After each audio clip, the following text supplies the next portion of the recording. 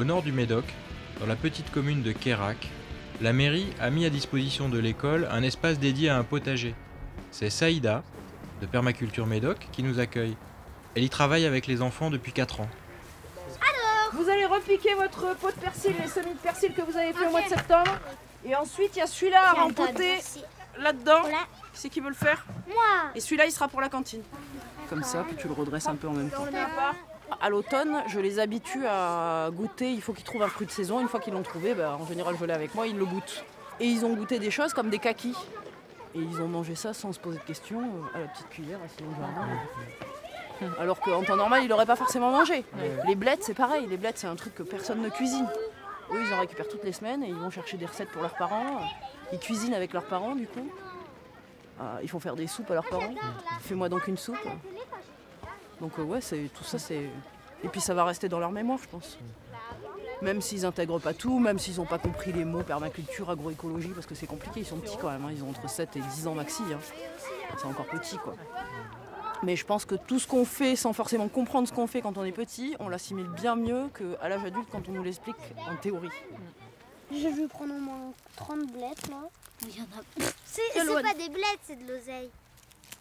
Ouais, elles sont petites. Qu'ils sachent d'où vient la nourriture aussi. Ils savent pas qu'au mois de. Qu'on mange pas des tomates maintenant, par exemple. Maintenant, ils savent.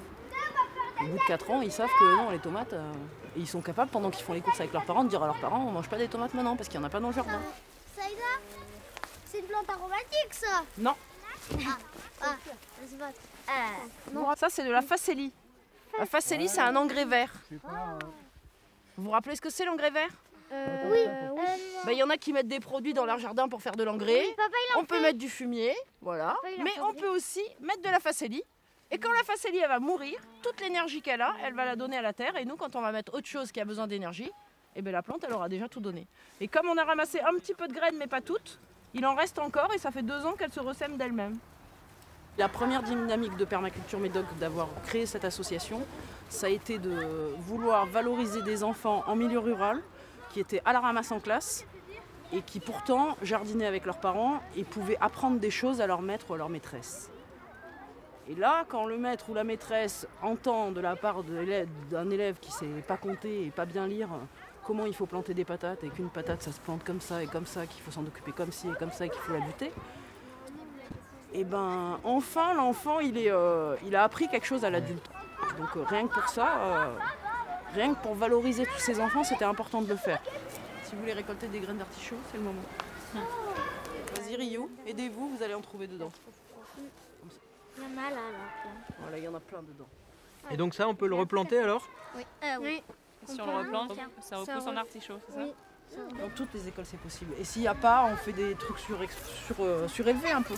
Des jardinières au bord de la fenêtre d'une école, même où il n'y a pas de terre. Mais ils ont tous de la terre. Ils ont des arbres dans la cour, ils ont des petits bouts de terre. Enfin, ils ont tous un petit bout de quelque chose. C'est possible dans toutes les écoles. Il suffit qu'il y ait un adulte de l'école qui fasse le choix de faire ça.